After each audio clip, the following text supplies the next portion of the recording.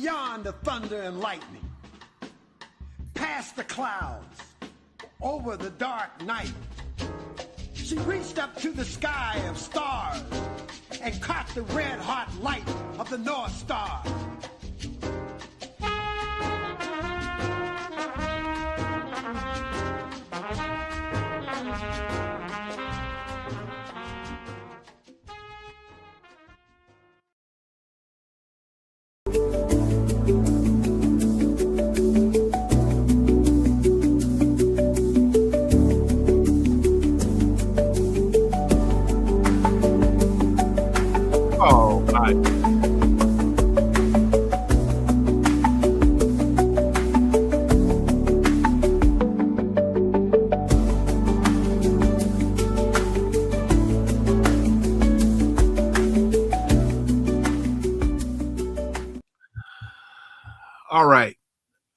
All right. Look, first of all, thank you all so much for joining me today. This is our last podcast, and unbeknownst to me, but I'm not surprised, my wonderful producer has put together a list of folks who are logging in. UN raconteur Alfred Desaias is joining us from Switzerland, and he's going first because he's got to go to dinner. It's true. As I say, it's unbelievable that you caught me, Dr. Wilmer Leon. I've been skiing for 4 days. It's been wonderful up in the mountains of the valley. I'm just back home, and we're having raclette, the typical Swiss cheese and potato dinner. And so I told my dear wife, let me skip out for a moment, go to the computer, and I'll be right back. So what can I tell you? Obviously, we're all sad that this is the last podcast, but we very much thank you for every podcast that you have done. We are available whenever you restart the podcast or you do programs just simply by radio. We are with you.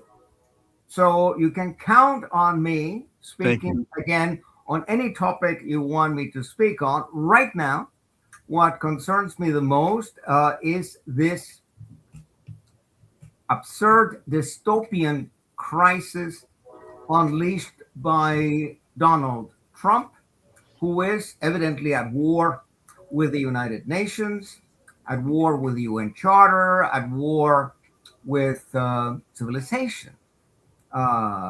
He thinks he's above international law. He thinks he is international law. Whatever he says is the law. Well, that is a problem that the Roman emperors had. He claims the Monroe Doctrine is applicable. Well, the Monroe Doctrine is a dinosaur. It's more than 200 years old. It was acceptable at the beginning of the 19th century, the heyday of imperialism, but it's not acceptable in the 21st century. I mean, it is, shall we say, null and void at the very latest with the entry into force of the United Nations Charter. And I'm very concerned because of the fraudulent type of argumentation made by Trump with regard to Venezuela. You know, I was the first United Nations rapporteur to go to Venezuela in 21 years. I got immediately 80 people out of jail. I got important opposition leaders, Roberto Picon, out of jail. I had new MOUs done between UNHCR, WHO, ILO, and the Venezuelan government so that it would function better for the benefit of the Venezuelan people. But the main thing here is Trump wants regime change. He wants to put Maria Corina Machado as president of Venezuela. She will not be accepted, I assure you. She will not be accepted by the Venezuelan people. And I don't know who is advising Trump, but this is very dangerous because he is moving, as at that time John F. Kennedy did when he moved into Vietnam. Mm-hmm. Was a 12-year disaster, and we lost 60,000 American boys in that war. I lost several friends who went to high school with me, and even my predecessor as editor of the Fordham University RAM, the newspaper. He went to the ROTC program, and he was killed in Vietnam. Thank you. United States messes things up, goes where it shouldn't be, and the people don't accept it. The people do not accept American soldiers, do not receive them with flowers. They were not received with flowers in Iraq, and they were not received with flowers in Afghanistan. And in Afghanistan, we were stuck for 20 years, lost many American lives, killed God knows how many Taliban, how many Afghans. So again, be very careful. Thank with you. Venezuela. Don't get into there because they do have the right of self-determination, and they do not want the United States. I assure you, they do not. We thank you. Maria Corina Machado, it's a quantité négligeable. She is a nobody. She is as laughable as Juan Guaido. If not more so. If not more so. But look, I don't want your wife angry at me. Exactly. For holding up your dinner. On this note, I say my respects to you, Thank you, sir. Dr. Leon. My respect to Lawrence and to David and to Regis and to you whose name I don't see. I see That's KJ. That's KJ. No.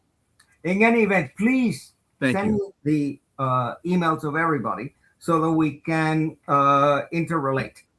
Thank you, on this Professor Desires. I leave you, and I go back to my raclette. Thank you. This is a total surprise to me. Regis, I'll just take y'all in the order in which you logged in, I guess. Regis, man, I thank you. Well, Wilmer, it has been an honor and a pleasure to know you. I've learned so much from you. Back when you were on the Critical Hour and in your podcast and your radio show. And I'm very sad that this is your last Connecting the Dots video podcast. We will continue the video as often as you can make yourself available to come back on my show. As often as you invite me, I will appear. Thank you. Well, I appreciate that. And I just would like to say, I can see my good friend KJ No. We've known each other now, I think goes back to around 2012 or 2013. He's been a guest on my show. KJ, always wonderful to see you.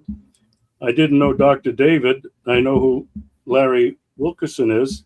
So I'd like to greet each of them, and I'm very happy to be participating in this finale. But before I turn it over to Dr. David, or you turn it over there, I would like to give a shout out to your producer, Melody. She has done an incredible job. I hope I know she's listening. And so she's always listening. I just wish that I had somebody like her to help me. The problem is, number one, I can't afford it. So Wilmer, this will not be the last time. Not at all. That we join each other to discuss not only geopolitical issues, to discuss issues in the United States that I don't have direct access to, because as maybe a lot of your guests know, I'm living in Yalta in the Russian Federation. So all the best to you. Thank you. But it's not the end. Not at all. Not at all. Thank you, Regis. I greatly, greatly appreciate it. And to those that are asking here, Cherie, yes, you should cancel your dues every month. This is the last live podcast in simple terms, as I've been saying for a while, we ran out of money. And so that's the very simple answer to it. No, I'm not. My radio show on Sirius XM will continue. But this effort, we have to figure out another funding stream. So, Regis, thank you. Anytime you need me, I will respond. I greatly appreciate it. And again, I had no idea you all were coming on.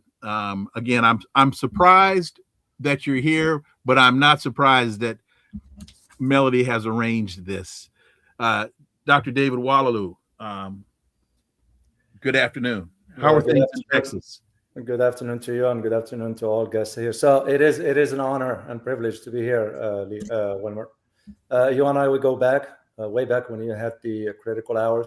And I remember the first time I interacted with you, and I said to myself, this is someone, there's a lot to learn from. And I was hoping that the opportunity would present itself in another setting. And you had the channel here and so forth. And I was very, very excited when you reached out for me to come over to share some of my past experiences in Washington, D.C. So it's truly an honor and privilege. It's sad that it's coming to an end here, but I am sure it will be other venues, and I will always be available to share my knowledge with you and with your audience. And then once again, it's truly a privilege and an honor to be part of this. Thank you, David.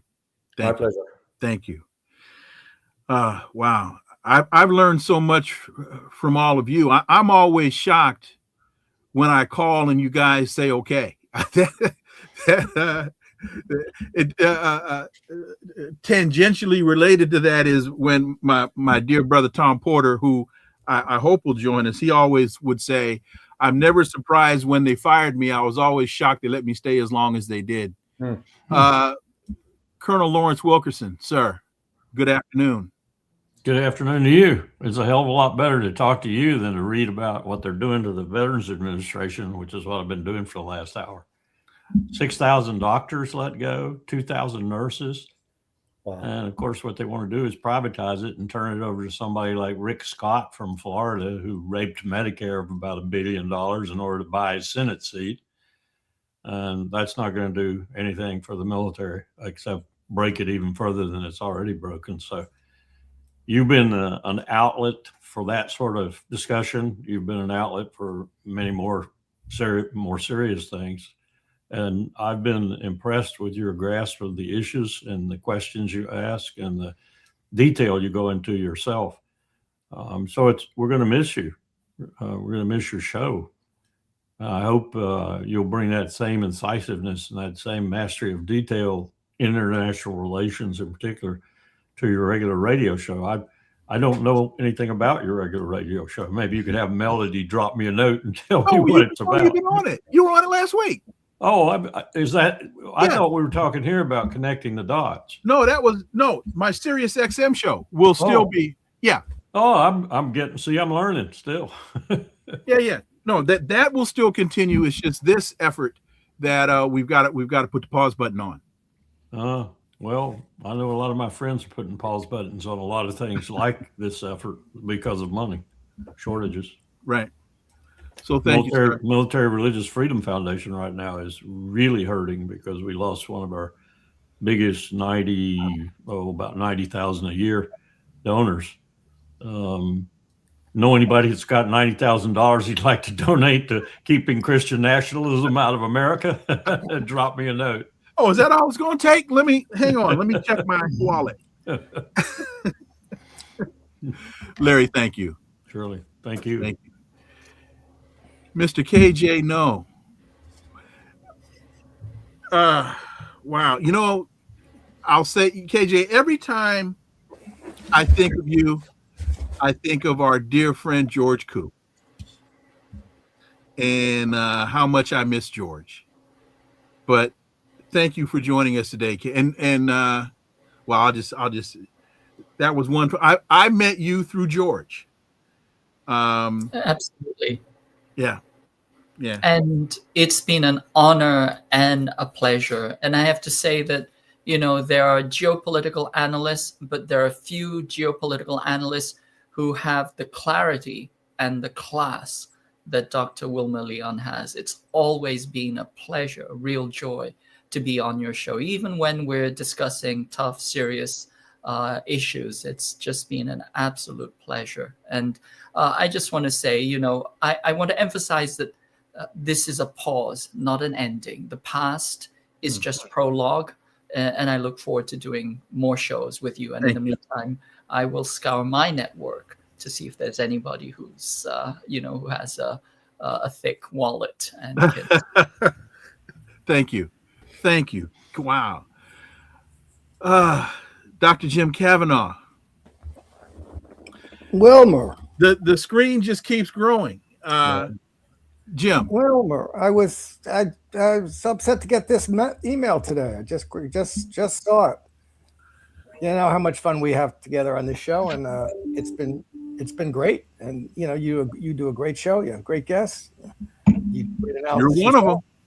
Well, we've been talking on radio and on the internet for many years now, and I hope we'll get back together somewhere. Oh, well, we will. We got to put a pause on this till we figure out another avenue, and maybe KJ's friends with the thick wallets might give a call.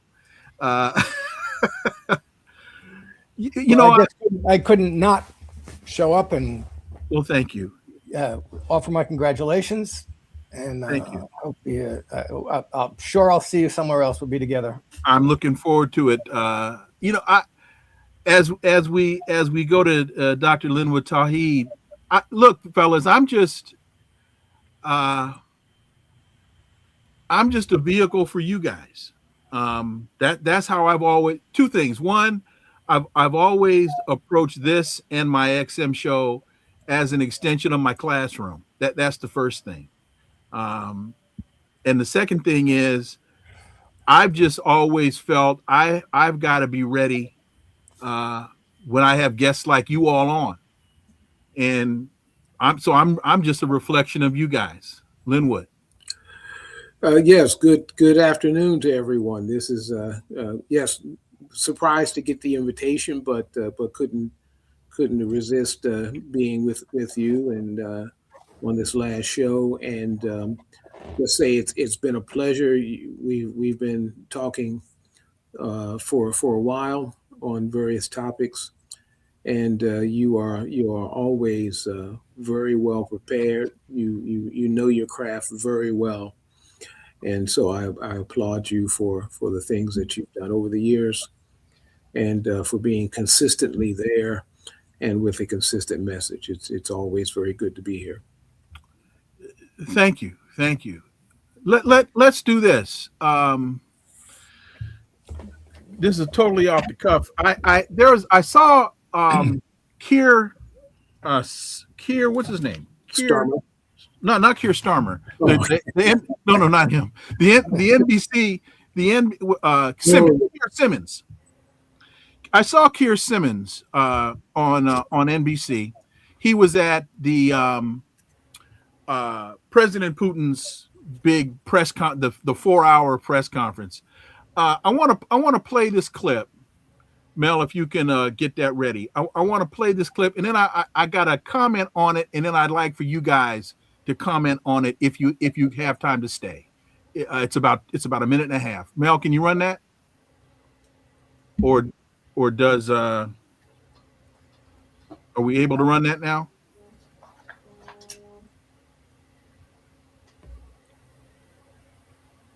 Based upon the technology and the, well, it doesn't look like we can run it. Here's the point. I don't know if any of you guys, oh, there it is. Okay, she's pulling it up.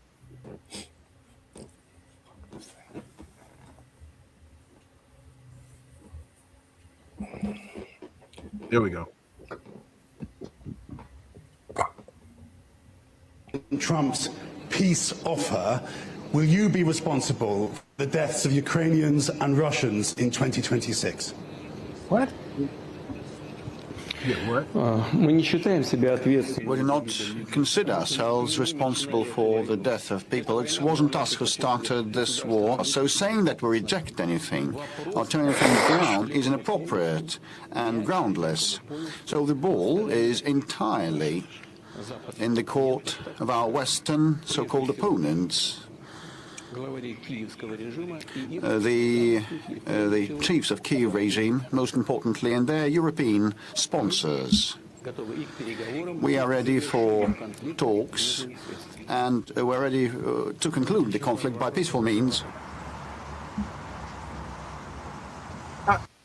I brought this up because when they showed this, I think it was on Sunday, they being NBC News and some of the others, they were incredibly dismissive of this whole thing.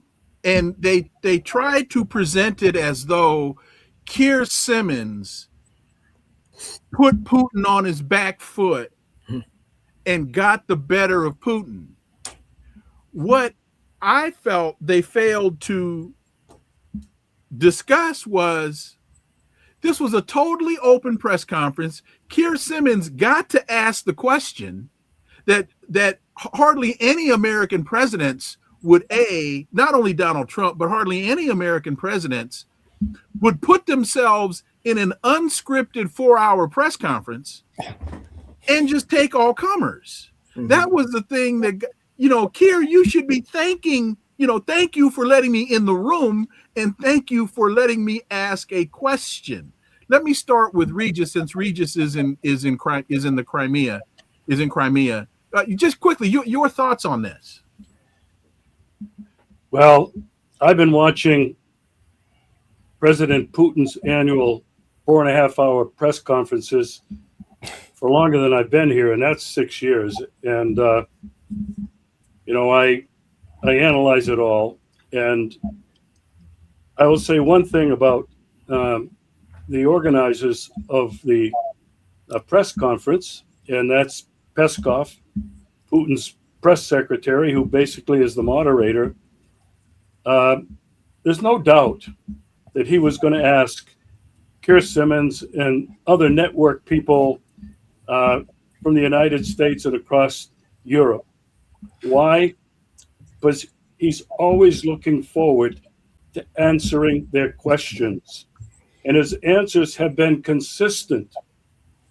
On my shows, I have been repeating endlessly, ad nauseum, that people in the West do not understand Russia's goals and reasons for entering into this conflict in Ukraine. I'm not going to go into them now, but I'm only going to say that one of the major ones that nobody's talking about are the root causes of the conflict that Putin and Lavrov and Peskov and Maria Zakharova have been repeating endlessly.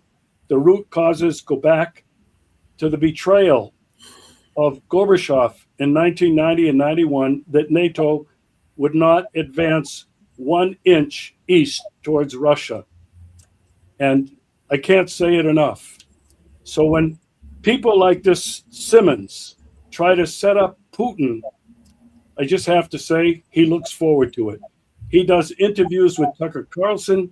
He does interviews with almost anybody that of any influence shows up in Moscow and sits down for an interview. You will never see an American president to ever do that unscripted, as you pointed out. I have one last thing to say on that. As somebody who's been coming to Russia for 11 years, living here now for 6, it disturbs me that the point of view of so many podcasters from the US and the West has been very limited by their optic. Almost none have been here, none live here, and yet they are the ones that everybody's listening to. And for me, as somebody who is living here now, that's really troubling. Colonel Wilkerson, your thoughts. I have to reiterate. Oh, and to President Putin's point, and to Rita's point, very consistent. His answer was very consistent. He says, "I don't have to take responsibility for anything. I didn't start this. You did." Colonel Wilkerson. Well, I agree with Regis, almost chapter and verse, if not chapter and verse. Putin and Sergei Lavrov and Dmitriev and all of the Russian spokespersons from one time to another, Medvedev deviating a bit to be an attack dog, which is understandable, have been so consistent that I would dare say, in my study of international relations from 1945 forward, I don't know of any other major leader in the world over such serious issues who not only himself but his principal staff have maintained a consistency that is almost unbelievable. And maybe it's because they don't have to lie. They don't have to cheat. They don't have to dissemble, because the truth, the reason we dissemble and lie and cheat and are the world's greatest deceivers, pernicious, perfidious, and almost any other similar adjective I could choose, is because we lie all the time. And it's hard to keep up with your lies. Believe me, I know. I had to function in the atmosphere of February the 5th, 2003 in the United Nations Security Council with Colin Powell. I know what lying is all about. I know what cheating is all about. I know what perfidy is all about. I know what maliciousness is all about. And I was also there through Powell most of the time, but that was being there. He was an excellent debriefer. When the conversations with Kohl and Mitterrand and Major and Thatcher and Shevardnadze and Gorbachev and all the rest of the characters in those days were conducted, just as Regis just said. We promised the Russians, we promised Helmut Kohl, because he was as concerned about it as the Russians. He knew what reunifying Germany meant and keeping it in NATO and moving the capital to Berlin. He knew damn well what it meant. I listened to those people through Powell most of the time. He listened to Reagan and Bush when Bush was vice president, when they were meeting in places like, well, Powell was there in St. Catherine's Palace. Gorbachev broke into English and looked at him and said, "I know who you are. I know who you are. Under that mufti, you're a 3-star general. I know who you are. What are you going to do now that you've lost your enemy?" He was serious. And so were we on our side of the ocean. What did he mean by that? Explain what he meant by that question. What are you going to do now that you've lost your enemy? Well, Gorbachev was telling an Army 3-star general who had, been pretty famous in the U.S. military, would go on to command 5th Corps in Frankfurt, opposite the Fulda Gap. "You've got no enemy anymore, dude." And he meant it. He was serious. And we were serious about not going another inch further east. Baker, Bush, Powell, Cheney, even Secretary of Defense, were serious about not going anywhere. Long as comes Bill Clinton. People forget I served in the first year of Bill Clinton's term too, still working for the chairman of the Joint Chiefs of Staff. I've never seen a more inept president in my life. We scrambled all over Washington and all over the world trying to keep up with his peccadillos and his problems. And it just went to hell. Wait a minute. He was more inept than W. Bush? Yes. In terms of international relations and strategic matters, yes, he was more inept. He brought the military contractors into Washington, listened to them. Of course, they said, "Oh, yeah, we want to sell F-16s to Poland. Of course, we want to multiply our fat contracts with other countries." Their F-16 line, as a matter of fact, was going moribund at the time because we weren't buying any. So ignite that line and make some more of those airplanes and let's sell them somewhere else. And Bill Clinton said, "Oh, wow, boy, this is neat. I can get a lot of money back from these guys." And the next thing he was worried about, and this was so obvious, it just sat right there all the time. You remember who was going to run for president in 1995 and beat the crap out of Bill Clinton? Colin Powell. His name was Colin Powell. Yeah, he was worried sick, and he wanted to get some bona fides in national security. So what's he do? He starts expanding NATO. Oh, and he also bombed Serbia 78 straight days. that was a little bit of Monica Lewinsky too. But this guy was not a very good president. And let me add, we haven't had a good president since. They've all been lousy. Larry, you're on fire, man. You're on fire. Love it. KJ. The truth burns. KJ, your thoughts on that Keir Simmons and anything else you'd like to interject into the conversation. And gentlemen, thank you all I for coming and staying. And I know y'all got stuff to do, but KJ. Well, the first thing that strikes me about Keir Simmons is, why is he putting on that Oxbridge accent when he's actually from Bristol? He should be sounding like a pirate. That's really how he speaks. But the guy, is exactly, that's the Bristol accent. But he is, a stenographer to power, and fraudulent one at that, which is why he's putting on airs and asking a question which assumes what it wants to be asking. So it's you can see the skill of Vladimir Putin in just refuting the premises of his question. But it speaks to the larger decay and the utter corruption of the press corps in general. Fraudulent imposters acting as stenographers, asking questions that they've been prompted to ask in order to delegitimate a U.S. target. So I think it's a kind of a masterclass in deception if you know what you're supposed to be looking for. But once again, I think that as others have said, we are in a very, very dangerous situation. What's clear is there is no leadership in this country, and the leaders that we do have are not agreement capable. And at the same time, we are facing the greatest geopolitical risk that we have known in our lifetime. So we're meeting the greatest geopolitical risk in our lifetime with some of the most incompetent leaders that we have ever seen on our side. And this is something that keeps me up at night. Dr. Linwood Tawhid, I reiterate, so for many who may be on the chat that aren't quite sure what we're referring to, Keir Simmons from NBC was at the press conference with President Putin and the world, and asked a question, and I just felt that the coverage of the question, they kind of buried the story. The story should have been, here's the president of a sovereign country, 4 hours taking unscripted questions and answering them directly. But they wanted to tout the fact that Keir Simmons was there just asking a question. Dr. Tawhid.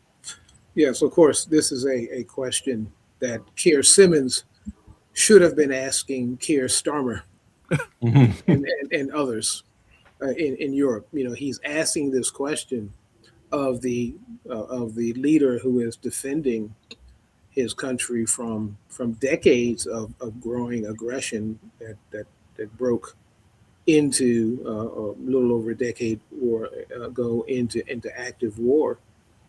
But there's also the situation of asking this question while the country that you are a citizen of and leaders that you have access to, the country is falling apart, because not only because of its involvement in war and attempting to supply war material and finance and so forth to Ukraine on this side and NATO, but also part of a continent, subcontinent actually, that's being colonized by the U.S. in this process. And so the significant better standard of life, for example, that many Europeans have been able to enjoy is very fast disappearing under the sanctions that Europe is imposing on Russia, and Russia is responding by properly growing its economy. So we have not only a leader in Putin who is engaging in a defensive war and is winning, but also reorganizing an economy under threat that is causing that economy to become more and more self-sufficient and able to take care of its citizens and so forth. And so we have obviously, war is for many, for some, war is a very profitable engagement, but for the average person, the average European, certainly the average English person and British person, is an absolute disaster.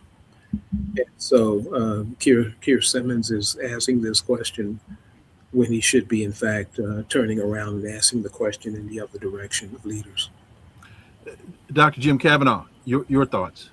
Yeah, well, you see something like this, and this guy, Simmons, is putting himself in this position of moral judgment and moral superiority. This is what people don't understand, how fed up the world is at seeing Americans occupy this implicit position of we're the good guys, and you tell us, you justify to us what you're doing.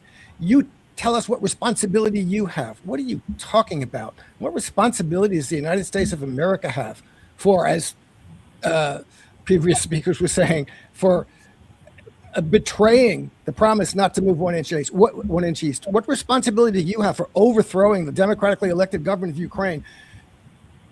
John Mearsheimer got up 2 years before this started and said, this is what's going to happen. The Americans are going to use Ukraine as a pawn, and they're going to destroy Ukraine in the process. So this is the United States government's sanctimonious hypocrisy. And Keir Simmons took the stage to put himself in this position of, I'm going to wag my finger at you.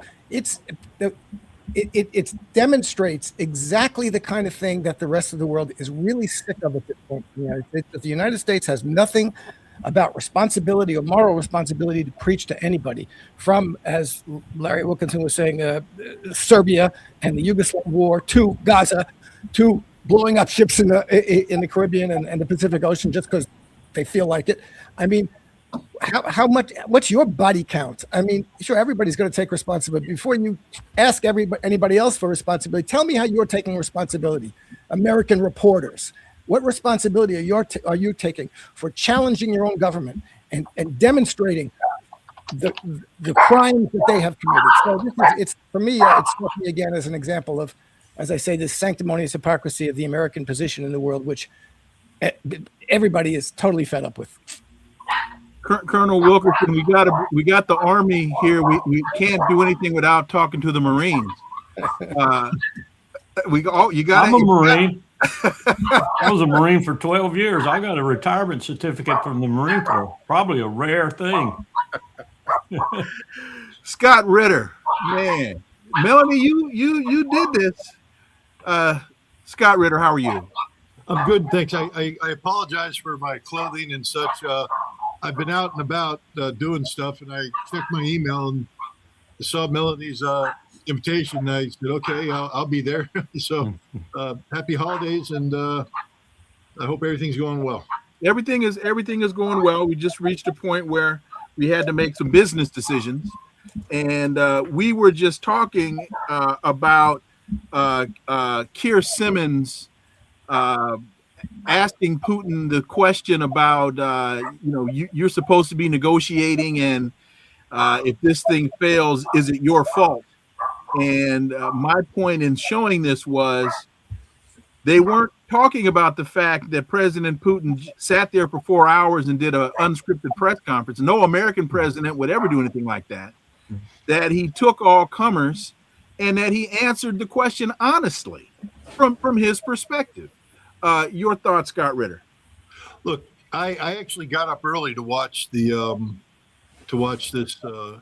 event, and it's an amazing thing. You read all the propaganda out there, that's just tearing Russia down and such. Look, Russia has problems. There's no doubt about that. I mean, I've been to Russia frequently. I was just there last month, and it's a wonderful place. I didn't stay in a 5-star hotel. I stayed in a 3-star, one that I could afford. and I didn't hang out in the elite restaurants. I went and bought my snacks and stuff from the local grocery store and spent hours talking to the guys who work there, the people on the street, and they all say that it's tough. Sanctions are biting, prices are going up, but they aren't panicked at all. They are resolute, and although they've had to tighten their belt, life is still not bad. But there are problems, and the amazing thing is that Vladimir Putin was asked question after question after question after question about the economy, about problems. I mean, this wasn't a whitewash job that was going on. The Russian people opened up with their concerns. I mean, imagine a democratic nation doing that. I mean, the British used to do that with prime minister, questions, but an American president would never tackle an audience like this in a sustained fashion. Even the town hall meetings that people have are scripted affairs. But Putin answered every question honestly, and the amazing thing was he acknowledged when there were problems. He didn't try to say, well, there's no problems, that's wrong, that's propaganda. He was like, nope, this is a problem. We had a meeting about this. We're working to resolve this. This is an issue that we're working on. I just would hope that people would watch this and learn that if the idea of sanctions and continuing this tragic conflict is to wear Russia down and break Russia, that president's unbreakable, and he's the leader of a nation that's equally unbreakable. That just isn't going to happen. They described and S. Todd Yeary, man, Melanie, she just keeps bringing them in. Welcome, Todd. They were describing the individual, the those in the audience that were allowed to ask questions were described in the West as being selected, and that basically this was a 4-hour staged event, which made me wonder then, if it was a 4-hour staged event, then how did Keir Simmons get to ask the question that he asked? Because again, an American president would never allow a question like that.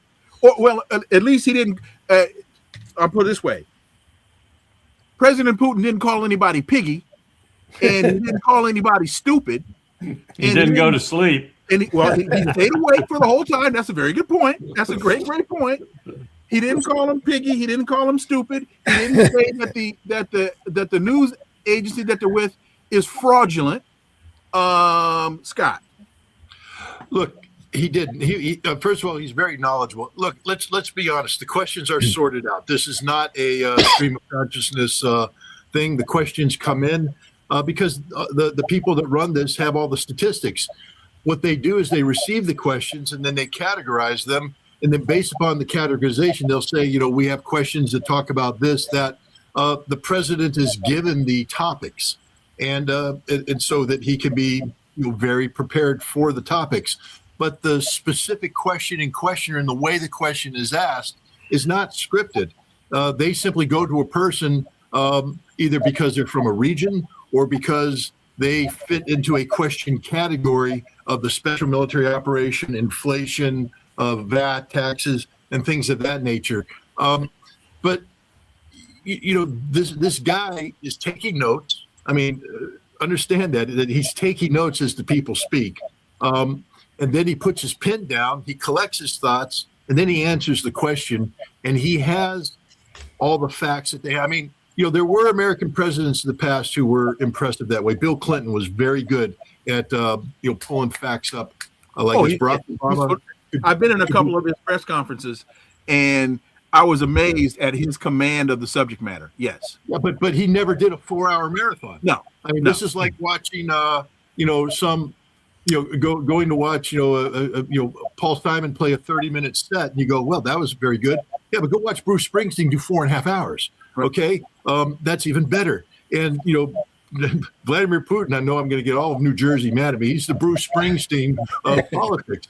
He put on a concert, a rock and roll show, and it just blew everybody up.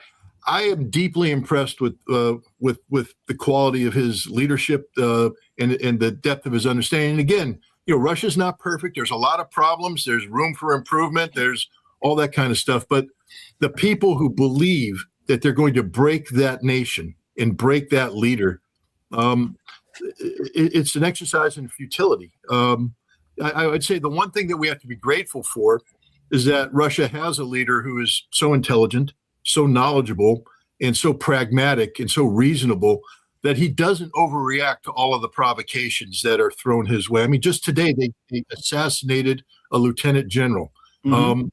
Could you imagine what Washington, D.C. would be like today if a lieutenant general from the Pentagon's car blew up and he died? This country would be in a lockdown, a complete top to bottom lockdown. In Russia, they will sort it out. They will figure out what's going on. But these are the kind of provocations that are taking place all the time that, Vladimir Putin, adjusts, and then the Russians move forward and they continue their path unimpeded towards the goals and objectives that they have set out. They're not going to let these horrible acts, these terrorist acts of terrorism, distract them from the mission that they're on. And that's sound leadership. As somebody who's living here, I'd like to comment on what Scott was just saying, if I could. Go ahead quickly. Sure. Scott, good to see you. The economy here is stable. It's healthy. Unemployment is at a record low. No matter where I've been around Russia, into small towns and villages, especially here in the Crimea, when you see construction booming everywhere, construction cranes everywhere, you can understand that this is a healthy economy. People think, we don't have food. There's a lack of everything here. There's not a lack of anything. And Crimea gets all of its stuff across the bridge. And so to me, when I hear that from people and saying, the economy is weak and it's not sustainable and people don't have what they need, it's ridiculous. The other thing I'd like to point out, and Scott knows this, and probably everybody else on this show knows this, Putin's approval rating has hovered above 80% for a number of years now. I don't know too many people, and I've met many in my time here, who do not appreciate what Putin has done in the last 25 years here in Russia. He's improved the standard of living. He's increased wages. It's amazing what's happened in these last 25 years. And the other thing that I will comment on that Scott just mentioned, this man has shown incredible patience when red line after red line has been crossed, deeply crossed. And I've said it many times, humanity owes this man an incredible debt of thanks because he has saved us from the unthinkable.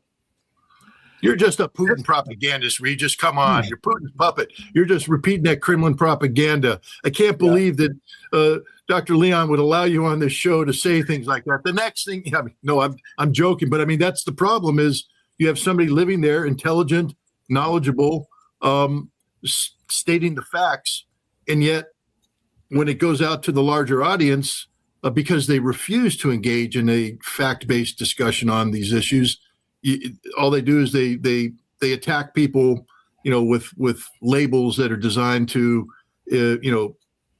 obviate what they just said. But everything Regis said is, I'll just leave this last because people are going, the life expectancy of men in Russia today is 68. 68. See how bad that country is, how horrible it is. I'm like, wait a minute, guys. The life expectancy of the average male in Russia in 1998 was 57. All right. So the fact that it's 68 today, do you understand what it takes to take a life expectancy rate and advance it by a decade? The kind of improvement in the quality of life that's there. And 68 is low still, but the Russians are on the right trajectory. And that's what people tend to forget is that Vladimir Putin in 25 years has done a remarkable thing in advancing a nation that we had collectively tried to destroy. Nobody talks about the 1990s and what happened in Russia in the 1990s, the millions of people whose lives were lost, the tens of millions of people whose lives were ruined by the interference of the West and the machinations of the West. And Vladimir Putin has turned that country around. Again, history will judge this man very well, I believe. And I'll just leave it at that.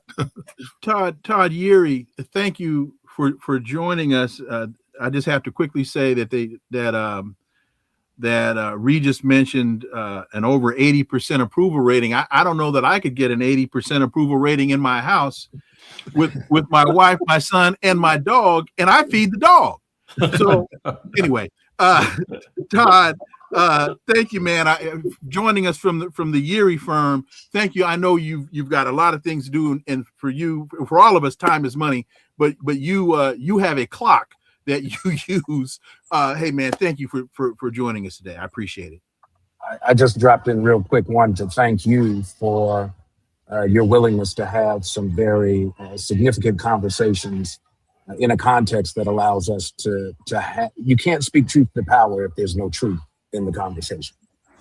And a lot of these discussions are kind of grounded in sound bites and clickbait, but not really understanding the overall context. And so I appreciate in your engagement, you bring on voices to help inform and give insight to the significant conversations that don't get captured in the 24-hour news cycle domestically, because everybody's watching whatever their favorite news channel is. So I congratulate you for a great job in this conversation about the perception. Here's what I heard. I kind of showed up in the middle of the movie. And so my disclaimer is not that I spent some time, in the reserves, but I used to be a car salesman. My first day of sales training, a retired command sergeant major from the United States Army, chain smoking guy, comes in and says, "I'm going to give you the key to life and to sales." And Ed McZilkey said, "It's not what folks buy, it's what they think they buy that matters." And so this is about shaping and framing perception. Whatever the perception is becomes the reality. Truth be damned, in terms of whether or not there's any factual support, or we raise the awareness of the interplay of different dynamics, different competing interests, internally and externally, not just across the pond, but even regional dynamics. We tend to be in the United States ignorant of a few things. One, when I was a kid, one of the things I always wanted was a globe, right? Because it helped me to see the world. Now, we tend to be so sensitive and sensitized that we think the globe is just one big picture of the United States. And so we've got to get back to understanding that we're part of a dynamic conversation, not an insular one. And it has to be grounded in understanding not only our own perspective, but understanding the truth of other perspectives, valid, though different, so that we can really begin to address problems that affect all of us and not just merely some of us. Attorney S. Todd Yeary, thank you so much. I assume you're having lunch, and thank you for interrupting your lunch and joining us. Man, it means so much to have all of you on joining me today. I really, really appreciate it, Todd. Thank you. Back to your fine dining. We're going to catch up soon, and I'm gonna help you lobby so that you can do a little better in terms of your election performance in your household. I'm going to spend some time with the dog. Thank See you guys later. Really appreciate it. Really appreciate it. Another topic of today, the United States is now chasing. There is being reported a third Venezuelan oil tanker.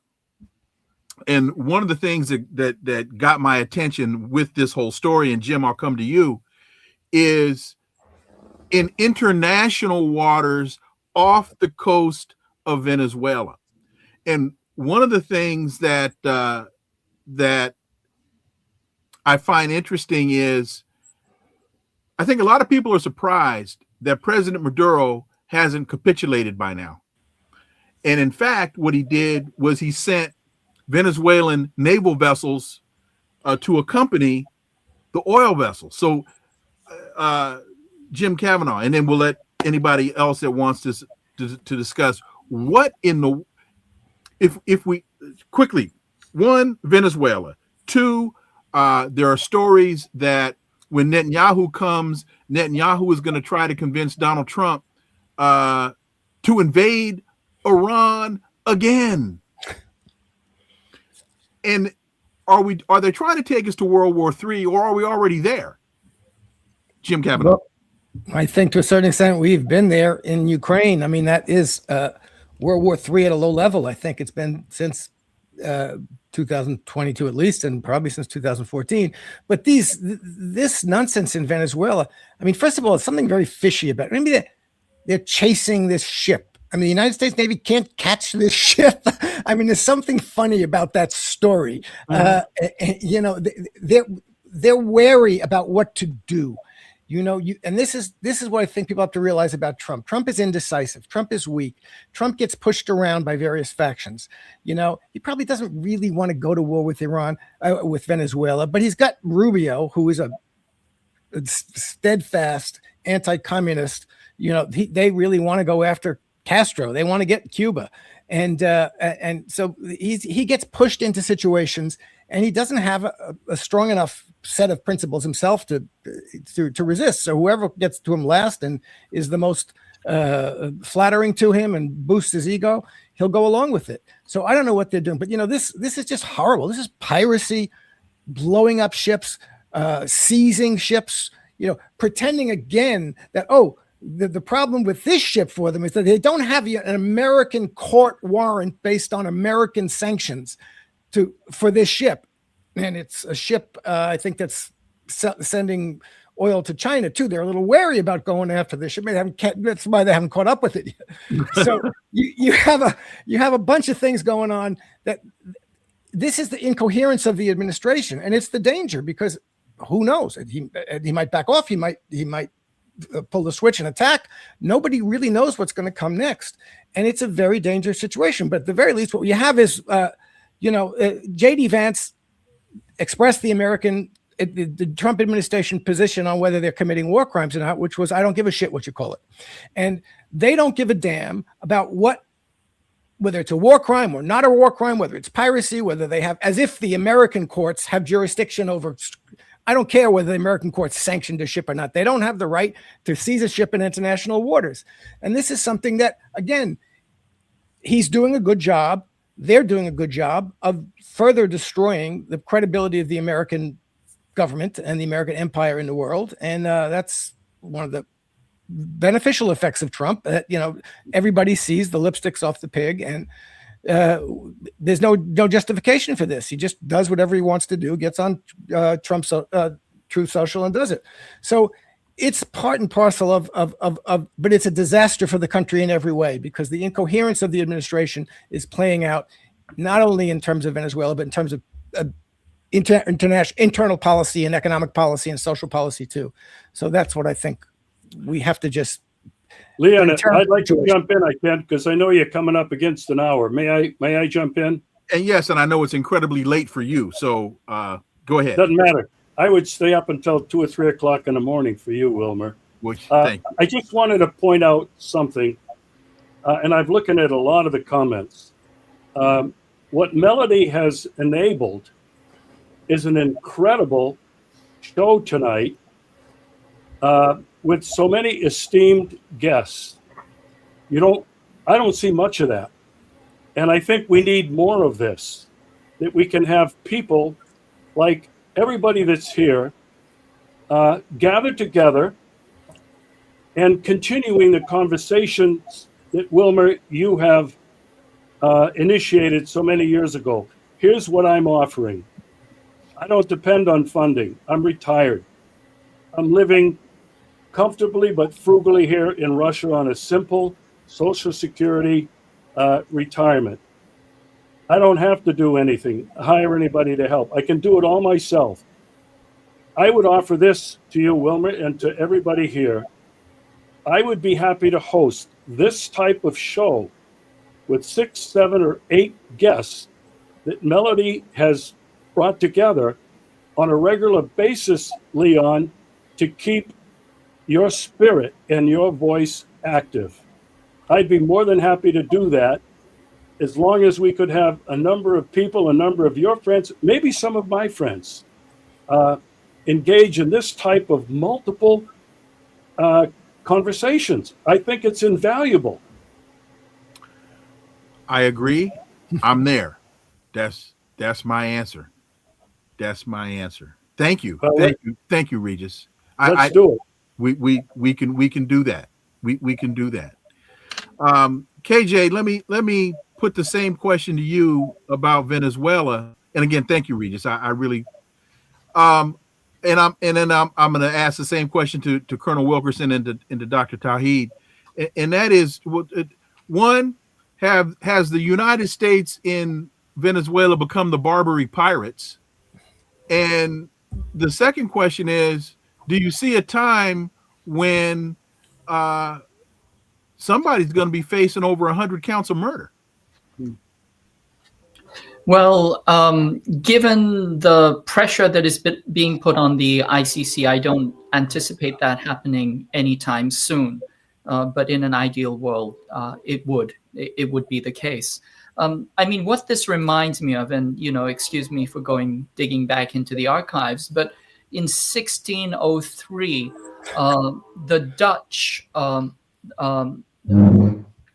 Dutch seized a Portuguese carrack called the Santa Catarina, and then they defended this piracy under the pretext of a doctrine that they called mare liberum. And this is what gives rise to the modern doctrine of free and open navigation. But this was put forth by this corporate lawyer called Hugo Grotius, who is one of the architects of international law. And Grotius's argument was that once you're out in the open oceans, because God is blowing the winds in all directions, anything that appears on these open seas is open game for anybody to take. Essentially, he architected the international law that authorized piracy. And essentially, international law and piracy have to be thought of as being intricately connected rather than as being two completely separate things. So I think that we're just seeing this kind of reversion to raw power, to raw piracy, to privateering and buccaneering, etc. And I think this is where we're headed. We're reverting to this kind of primitive accumulation. The mask is off and anything goes. And over this, we still, throw out these kind of pretensions of law and decorum and civility. But we have reverted to this kind of stage or this primitive state of barbarism. And I think this is very dangerous. The other thing that I'm very worried about is the possibility of nuclear war. If you read the elite journals, you can see that tactical nukes are being prepared for China and for other contingencies. Dimitri Lescaris, thank you. I'm not sure whether you're in Canada or whether you're in Greece. I always got to play the game. Where in the world is Dimitri Lescaris? But you're muted. But hey, man, thank you. Oh, I see where you are now. Hey, man, thank you for joining us today, man. I really appreciate it. My pleasure, Wilmer. To understand, this is your last show? This is the last podcast. I will still be on Sirius XM, but this is the last podcast. Wow. I'm saddened to hear that. And thank you for inviting me. Thank you so much. Happy to be thank you for joining us. How are you? I'm doing well as one can in these troubled times. I'll ask you because you've been very, very focused and directly engaged in what's happening in Gaza. I'm reading stories and reports now that Netanyahu is on his way to meet with Trump, and that he's going to ask Trump to re-engage conflict with Iran. Your thoughts? Well, that story, which I think originated at NBC News, if you parse it carefully, it doesn't really tell you anything new. I think probably everybody in this conversation would have predicted that sometime in the reasonably near future, Israel will reinitiate hostilities with Iran. And I wonder whether this story, I have no doubt that, by the way, that Netanyahu and Trump will talk about Iran. I have no doubt that if they haven't already decided to attack Iran again, they will have serious conversations about that. But I suspect that Netanyahu wants to come to the United States yet again because Israel is in a full-blown public relations crisis in the United States. And that may actually be of greater concern to him right now than reinitiating a war with Iran. I mean, what you're seeing on the right from people like, Tucker Carlson and Candace Owens, now Steve Bannon, is I would go so far to say this is really an existential threat to Israel, because they pretty much lost the Democratic base. And if they lose the Republican base, then the state upon whose support they depend for their very existence will be in jeopardy. So I think that's probably going to be a focus of their discussions, maybe even greater priority than Iran. But I have no doubt that at some point in time, Israel will restart hostilities, because it's been very clear that its objective is regime change, and it's got nowhere close to that goal. Colonel Wilkerson, coming back to you and the question about Venezuela, and again, have we become the Barbary Pirates? And do you see a time when somebody in this administration gets charged with over 100 counts of murder? Well, I was just typing you a note telling you I got to run. Oh, okay. Okay. But I was giving you my answer to that in the note. KJ's right. Whether you go back in history and look at the evolution or not, he's right. We're returning to high seas piracy and high seas rapine. And isn't this odd that the nation of the law of navigation, if you will, freedom of navigation, Navy to enforce it and everything, is doing this? But I'll take you back to 2009, when I and a number of people from the United States, very high-level people, went to Beijing, joined similarly high-level people from China, Japan, Britain, other countries in the world, and did something that we chose to call a petroleum disruption exercise. We ran it for 3 days. The moves in that exercise spanned 30 to 60 days each move. And they were designed to begin what was a rudimentary infraction of the rules on the high seas with regard to oil distribution, to at the end, the final move was a massive disruption of oil distribution. Nations were really going all over the place and getting whatever they could get wherever they could get it. What we learned from that was that in that process, West Texas Intermediate, for example, shot up to $365 a barrel. Brent crude was roughly the same. Insurers wouldn't insure, and at the end of the day, shippers wouldn't ship. So the world stopped. You cannot run the world, believe me, without petroleum products. That got everybody's attention, and then we started doing some things that quieted the markets down, got the insurers back. Think about the Red Sea, and when we pulled out of the Red Sea, a little bit like that, only on a global basis.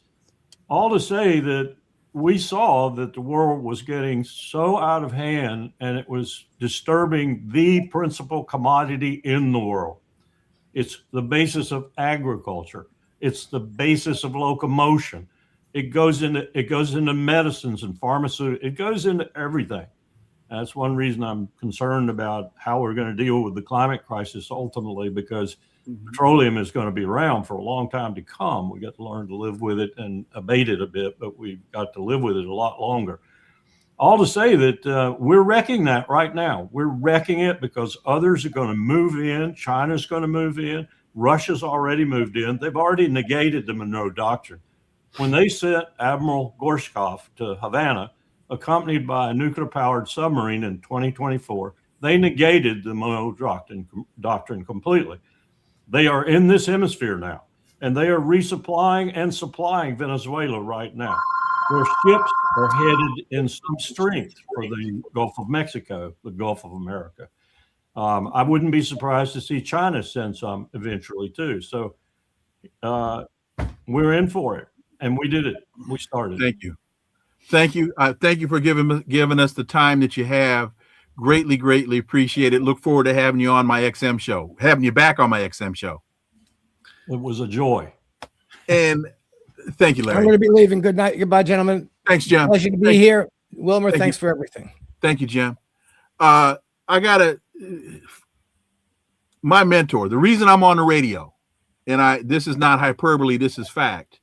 There was a show started in the 80s, called Morning Conversations with Tom Porter, and it was on WPFW 89.3. And when I started listening to that show, when I heard that voice and that analysis, I got a clear understanding of what my mission would be.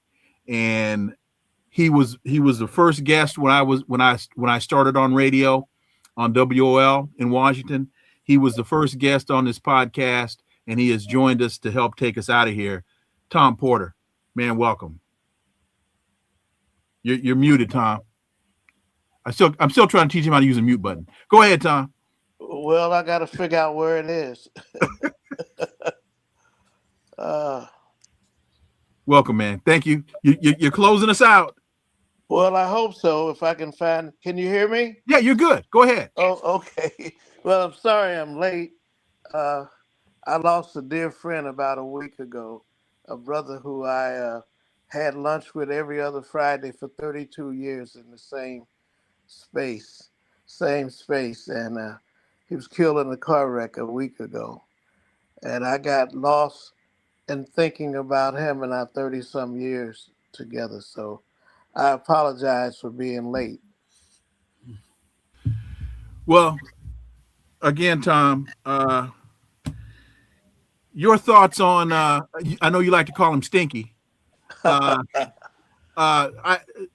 we headed towards World War III, or are we already in it? Well, I think he's bluffing.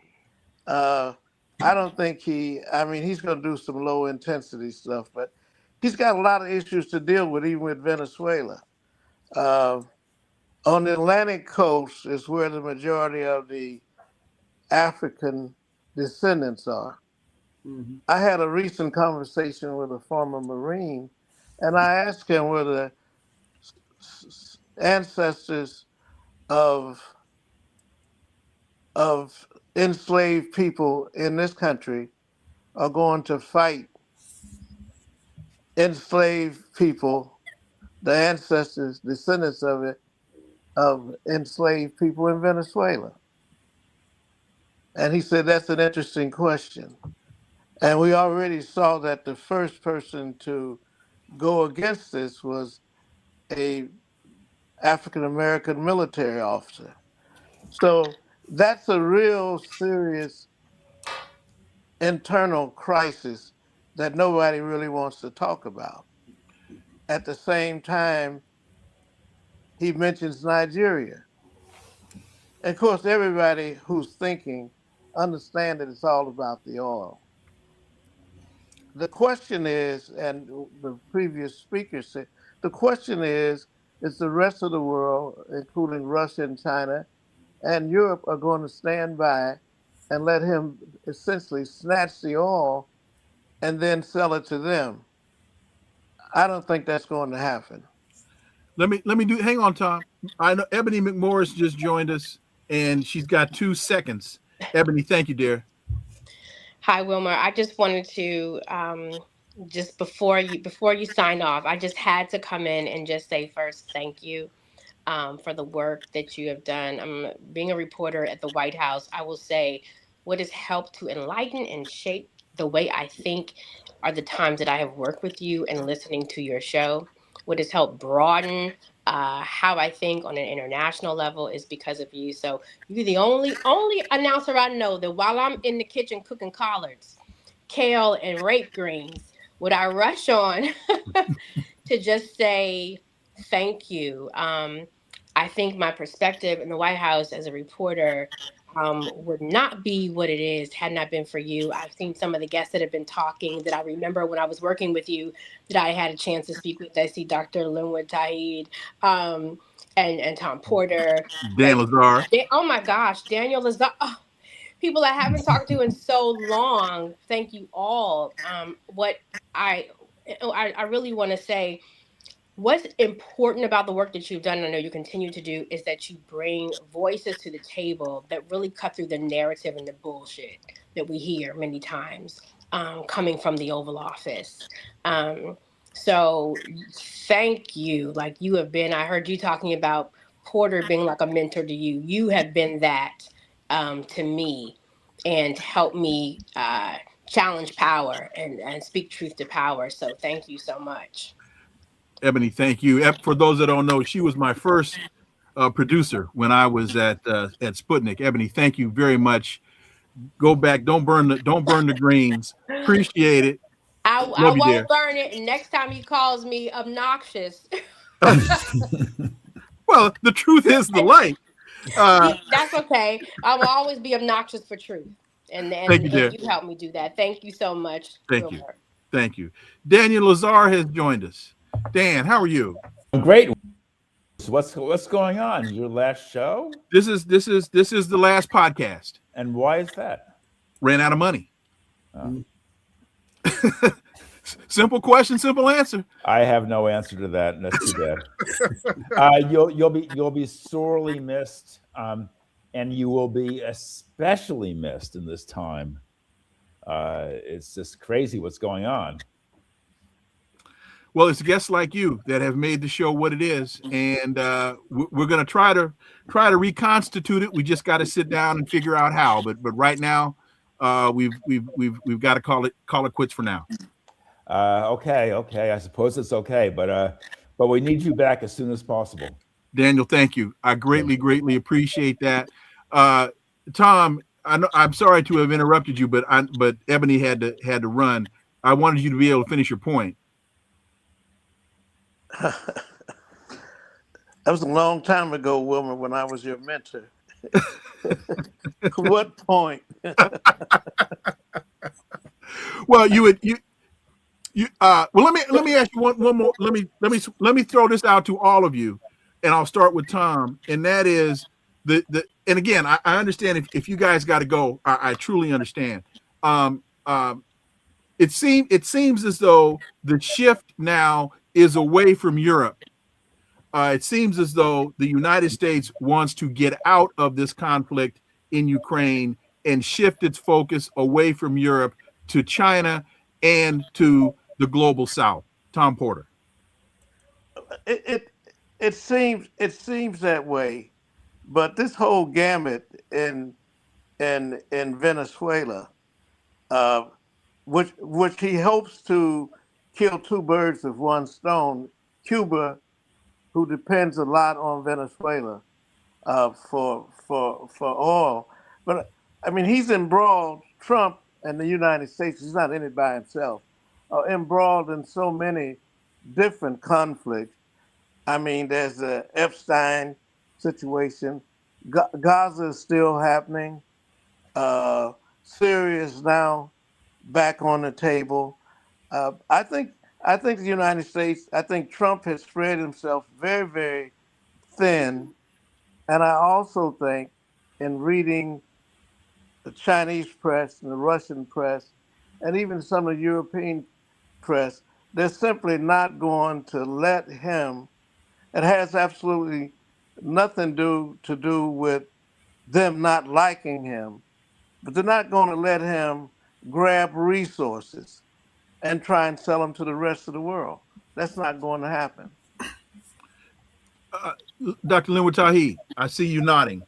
Yes. I mean, it's very clear. I mean, this whole thing in Venezuela started with a blowing up of drug boats, right?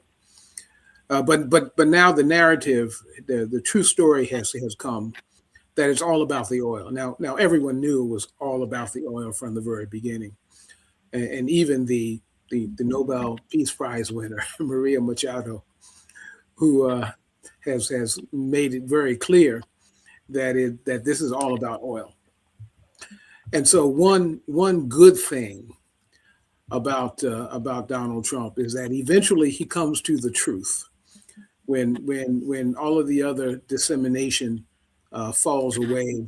The real motive comes to light, and we have to understand that it's not just his motive. It's the motive of the government. It's the motive of the neocons. It's the motives of the neolibs that he eventually comes around to acknowledging, even though there's lots of chaos and destruction that happens on the way to that. And as folks here in Kansas City political folks who've been around a long time continue to say to me, it's only going to get worse. We've had 11 months of chaos, and it's only going to get worse. And Trump is a symptom. He's not the cause of the fall of empire. He's a symptom of what happens. I imagine, I'm not a student necessarily of empire collapse, but I can imagine as empires have come and go, certainly in their last days, last years, last decades, because it takes a while, that this kind of chaos and clarity comes about. The clarity that comes about as the false structures fall away, and the only thing that's left is the truth of understanding what really has backed empire as it falls away. So, we're certainly living in interesting times as the U.S. empire is going away. I mean, the U.S. has been an empire in that sense for only a little over 100 years. That's really is not long for empire. But we're in a time when technology and other things accelerates the process, whatever that process is. And so we're having this one quarter of the world moving away, and Europe has to decide on whether it's going to go down with the ship. And then the other 3/4 of the world is in ascension. And it appears to me that the things that China is doing as the leader of that 3/4 of the world, particularly at the things that it's doing financially with BRICS, is that China does not want to become another empire. They're trying desperately to lead without becoming an empire, and we'll see if that works. It's going to take a while for that to play itself out. Daniel Lazar, to Linwood's point, I've been saying for a very long time, Donald Trump is not the causation; he's the culmination. But your thoughts in terms of Europe, and then Dimitri, we'll come to you to close us out with the same point. It seems as though the shift now is away from Europe towards China, towards Latin America. Daniel Lazar. You mean the shift in terms of power, or shift in terms of Trump's animosity? Well, you can go with both, because I think they're two very closely related. I mean, I think the EU is in big trouble. It's really amazing what's happened. I mean, they essentially farmed out their foreign policy to the U.S. for 75, 80 years, and now that they have a hostile administration in Washington, Europe has been left dangling. And this latest business over this loan to the Ukraine just sort of shows how completely helpless the EU is. They have this losing war on their doorstep. They don't know what to do. The Americans are cutting and running, and they're left holding the bag. And it's a dreadful situation for the Europeans. I think that in the Western Hemisphere, Trump is he's imposing a naked American dictatorship. I mean, a dictatorship of the worst, most brutal, most upfront kind.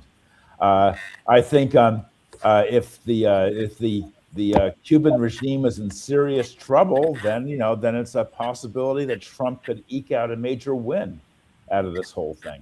But it'll be extraordinary if that's the case. And as to the Chinese or the Russians stopping him, I think that the way things are now is that Trump really has a free hand in the Western Hemisphere for the time being. So we'll see what happens. Dimitri Lascaris.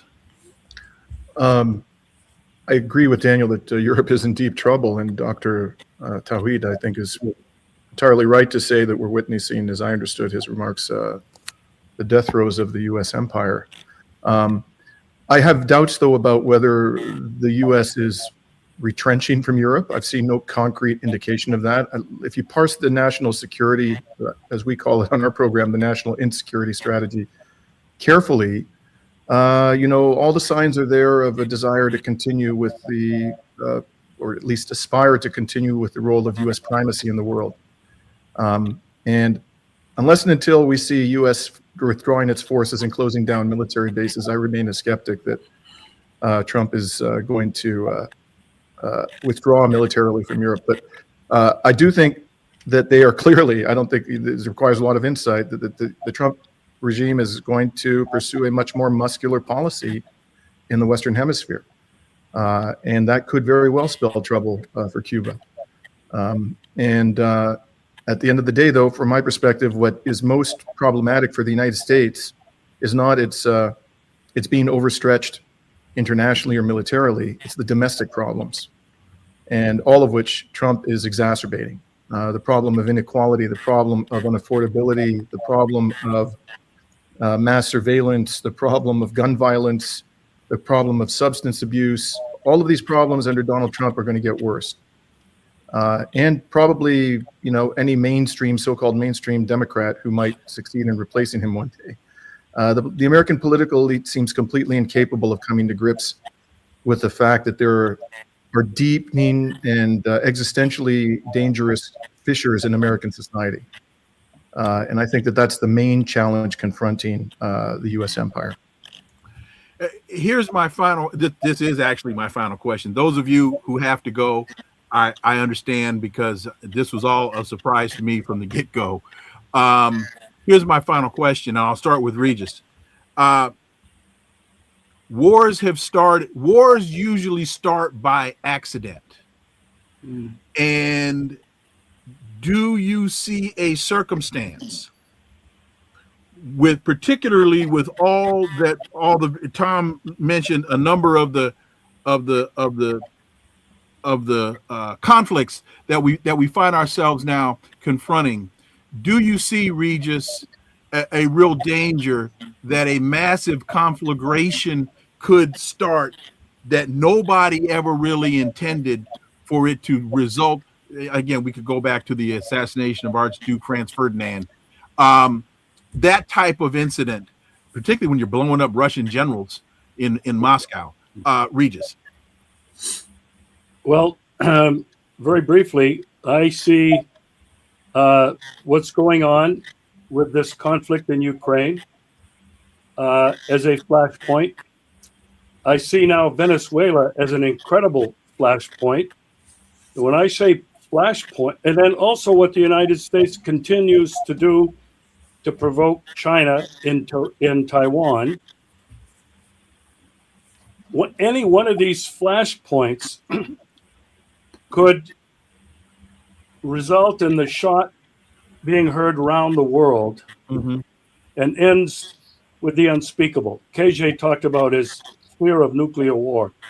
I made a film back in 2016 called 30 Seconds to Midnight. I had been terrified about a nuclear war between Russia and the United States, and that's why I came to Russia the first time. What I see now in these flashpoints, and there are more, possibility of the unthinkable, to me, is more imminent now, more dangerous now than it's ever been. And it might not happen because some crazy Dr. Strangelove in a cave under the Capitol in Washington, D.C. pushes the button. It's more likely to happen because of an error. A pilot on an airplane or a helicopter colliding with another plane from Russia or China.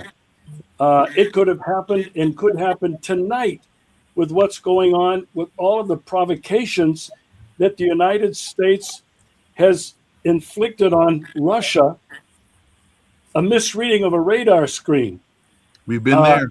Anything could happen that could trigger the unthinkable. And yeah, do I think there are flashpoints? Yes, I do. And I think they're very serious. I don't think we've ever lived in such a dangerous time for all of humanity and human survival on this planet. Thank you, Regis. Linwood, same question to you. Yes, I think we are very, very much living in dangerous times. We have a president, of course, who has the nuclear button, but my understanding is not as simple as him pushing a button and missiles going off. There are other safeguards there, and I would hope that at least there are some persons who are in that chain of those types of events that would be able to halt this process. Perhaps there's not. I'm not an expert on that, but certainly President Putin has, as stated before, has been very patient in this process. And if although there are those who are in the West who are talking about the possibility of a winnable nuclear war, just an insane proposition. Hopefully, those folks don't have that kind of mad sway to be able to have those kinds of things happen. Let me, if I could, I need to say goodbye to Dimitri because I know he's got to run. Dimitri, thank you, man. Really, really appreciate your time, and looking forward to having you back on the XM show. I'll absolutely be there, Wilmer, and I want to have you on our program, Reason to Resist, in January. If you can find the time to do that, it would be my pleasure. It'll be my honor. Look forward to the invite. Happy holidays to you, man. Thank you. Best wishes to you all for the holiday. Take care. And thank you for joining us today, Dimitri. Really appreciate it. Go ahead and finish your point, Linwood.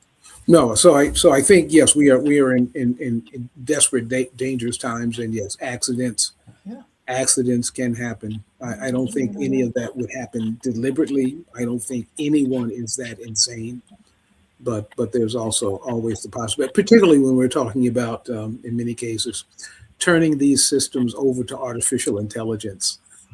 That is an absolutely insane proposition. So yeah, we are in very dangerous times.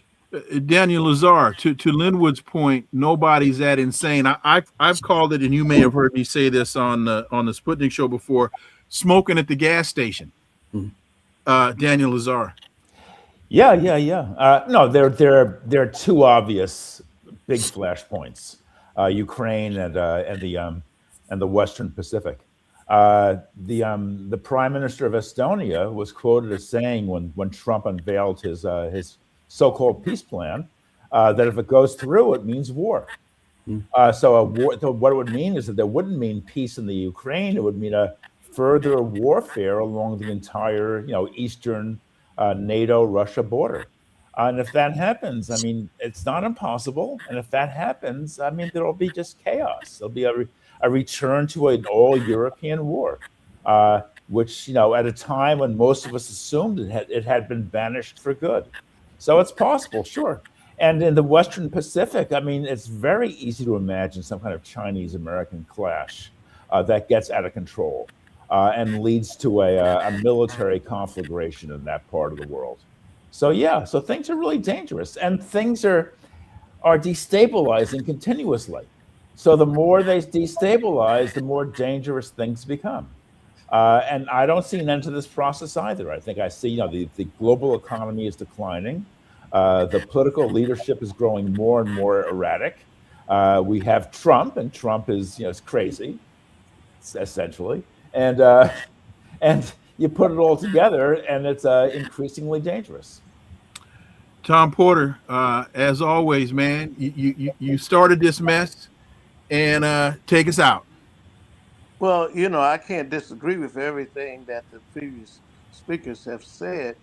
The only thing that we can hope for, I think, is that the internal contradictions within the United States, as I understand the collapse of great empires, were internal. And we're beginning to see fissures in the MAGA base. And I think when masses of people begin to feel the economic crisis and the health crisis, and the fact that they've known all along that Trump was lying and that he was wrong, that he was against the Constitution, but they were somehow hoping that he would be successful because they don't have a plan B. Americans don't have a plan B. But he's not successful. The economy is around the world is crashing, so that unless something happens internally, I don't know whether China or Russia will get in and at what level. But in the final analysis, if something doesn't happen internally in America, then all is lost where Trump is concerned. Gentlemen, Professor Alfred Desaias, Dr. David Wallaloo, Regis Tremblay, Scott Ritter joined us, KJ No, Dr. Jim Kavanaugh, Dr. Linwood Tawheed, Daniel Lazar, Tom Porter. Thank you all for your time today. I'll say again, I did not know that this was going to be done. Ebony McMorris, thank you for joining us. But I'm not surprised that Melody did it. So you all made the show what it is. I can't think, as I say on my XM show, without you all, I would just be sitting here talking to myself. Dr. Linwood Tawheed. So thank you all so much. We got to wrap this thing up for now. We'll see if we can reconstitute it at another time. All right. But I cannot say to you all how much how much I appreciate. Not over with, brother. If all I can say, Wilmer, is if it's all about money, I'll do the segments for free. You don't have to say that now. To be continued. Thank you for all your good work, Wilmer. I really appreciate it. Yes. Really appreciate it. Thank you. Okay. And let me say to those in the stream, to SK Simmons, thank you. You tried to do your small part and donate every time. Well, thank you. And you don't know how much that has meant. That has kept us up to this point. So now we just got to figure out what to do next and how to get it done. I'm trying to scroll through quickly here to be sure I get everybody. The Kasheba, thank you so much. I'll miss you as well. But I know where you are, so I can find you. Thank you very much for that $10 contribution. Greatly appreciate it. Mike of Malice, I think that is. You were hoping to shake my hand and say thank you last Friday. Where was I last Friday? Well, I guess now we know why the show's got to go, because I don't know where I was last Friday. Sorry I missed you, Mike of Malice.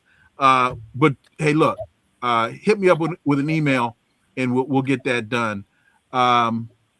Captain Obvious, thank you for being Captain Obvious. We greatly appreciate that contribution. And to all of you that have helped to keep us on for as long as you have, the Unemployed Scholar, thank you for that super sticker. And I'm going to close this with a quote from my mentor, Tom Porter. I'm never shocked when you fire me. I'm just surprised you let me stay as long as you did. Melody, my dear, thank you. Couldn't have done this without you. And we got to figure out another way to get this done. Folks, this is the time of the day I got to say, I'm out.